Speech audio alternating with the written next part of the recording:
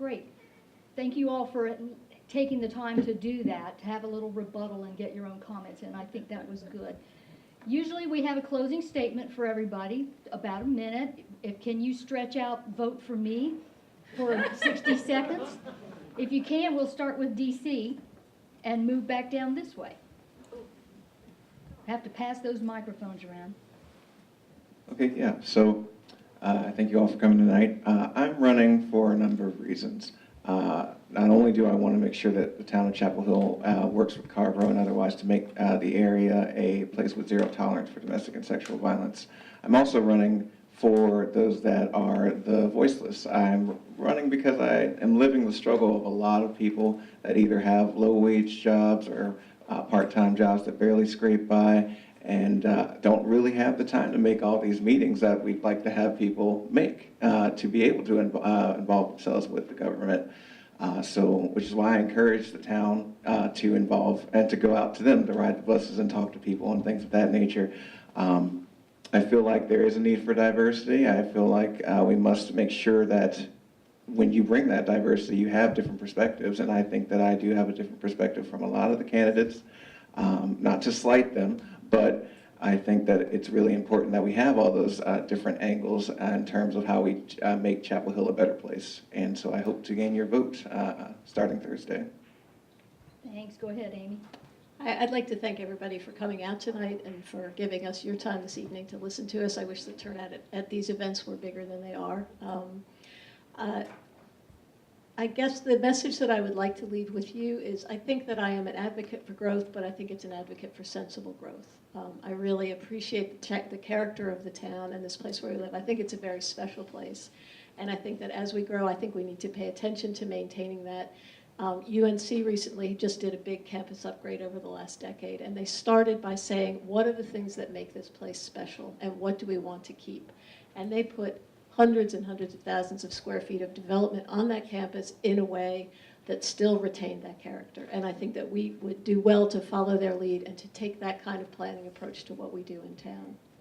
You can visit my website at amyryan.org, where you'll get more of the Vote For Me message, but I appreciate the chance to come out and talk to you tonight. Yes, thank you for coming out. Thank you to the League of Women Voters. Please do vote for me. Get your neighbors to vote for me because we need to engage the immigrant community, the Hispanic community. We need to build bridges of understanding with people who are seldom heard. I'm also very concerned about our African American community. I'm a member of the NAACP, very active, endorsed by the Breakfast Club. Some of you know what that means. Ask me afterwards if you don't. But and an advocate for justice. I don't know whether this is a plus or not, but I'm going to say I was arrested in the first Moral Monday. I'm proud of the fact that I am a justice advocate and will fight very hard for Chapel Hill values. I appreciate you being here, and I would appreciate your vote. I'd like to thank the League of Women Voters for holding this forum. During the past 2.5 years, I've attended town council meetings, and I feel that out of everybody who's here knows what the job entails, and who is able to work with the mayor and the town council on the issues confronting this town. If they were new, they probably won't really know what's going on. They probably would have to break in the new kid on the block, and voting for me would ensure that they already know somebody who's knows what's going on, but there won't be a need for them to break them in. Thank you. Good evening. Attending this forum this evening, it makes me a bit wistful. My mom was very active in League of Women Voters. I remember being in the audience and going to some of her meetings. Of course, I want you to vote for me. I think I have lots of experience, lots of ideas, and I want to work for you. I want everyone to remember that early voting starts October the 17th. If you're not registered to vote, this is the last time that you'll be allowed to do on-site registration unless the lawsuits from the Attorney General pan out. But anyways, please, let's have more than 15% or 10% of people voting. Thank you. Thanks again to the League for sponsoring this, and thanks to all of you for attending and for your questions. I hope you will vote for me, Ed Harrison, as one of your maximum 4 votes, either in early voting on November 5th. I'm running for re-election and continue the work I've been doing for Chapel Hill and excellent constituent service on transportation planning, on environmental protection, and progressive land use initiatives. That's not all I'm interested in, but that's what I've worked the most on. I hope to hear from any of you that have questions. I'm easy enough to find. I have a website up soon, or you can look on the town website for my address, or ed.harrison@mindspring.com. But I hope you will vote for me either in early voting or November 5th. Thank you very much for having us. I would be honored to have your vote again or for the first time. And I think the questions that we've had tonight indicate what we've been hearing throughout the campaign and earlier, that the community has many concerns about growth and sustainability in terms of our economic future and our taxes and the livability of the community. I have, as I mentioned at the beginning, a record of achieving results after having worked closely with community members like you. I pride myself on being available to you. I will meet with you or talk with you anytime.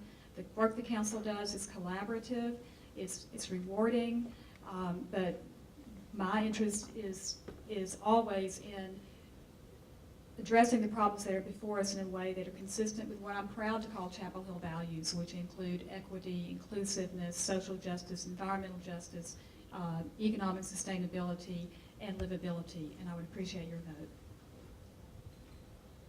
Thank you again for inviting us to this forum, for allowing us to express our opinions and demonstrate what we're interested in. I'm the candidate for non-sensible growth. Just kidding. We all want sensible growth. I think the difference is that the rate at which we think it needs to be implemented. In Chapel Hill 2020, we saw a great vision for Chapel Hill. We saw a lot of things that are needed to maintain our quality of life and to continue to enhance our quality of life. And our current development and review process drags the process out so long that we're discouraging developers and retailers from coming here. And we need those resources. We need it to maintain Chapel Hill, not just for ourselves, but for the generations coming from behind us. I mean, we're losing those generations because we can't provide affordable housing, affordable office space, places for jobs. So we need to have sensible development, but we need to do it in an expedient manner. Thank you. Well, the League of Women Voters wants to thank all of you all for coming tonight. Lauren, I don't know if you called us what our children call us when your mother was a League member, but our children call us the League of Women Talkers. And they can't wait till they can grow up and join us. But the League members know how much you all give up of your private lives to just run for public office, let alone to hold public office. And we want you to know we appreciate all your efforts and all the 17,000 forums you've been to already, and I don't know how many, voters' guides you've responded to. We do appreciate that, and we know that that's part of what you put into this, and we appreciate that. All the candidates have some information about themselves and their campaign on the table outside the door here. We do want you to know that this forum will be rebroadcast on Government Access Cable TV. So we're all going to be stars. And the rebroadcast schedule is as follows. On Saturday and Sunday, it will be on at 9 a.m. and 7 p.m. On Monday, it will be on at 9 a.m. And on Tuesday, it looks like 2 p.m. Those are the rebroadcast times. If you are on Time Warner Cable, that's channel 18. And if you are on UVerse, that's channel 99. The election is November 5th. Early vote starts starts October 17th. You get to vote for 4 of these lovely people, and I'm sorry you can't vote for all of them. The League of Women Voters of Orange, Durham, and Chatham County has a website, and that is lwvodc.org. You can go there and look at our calendar for our future activities.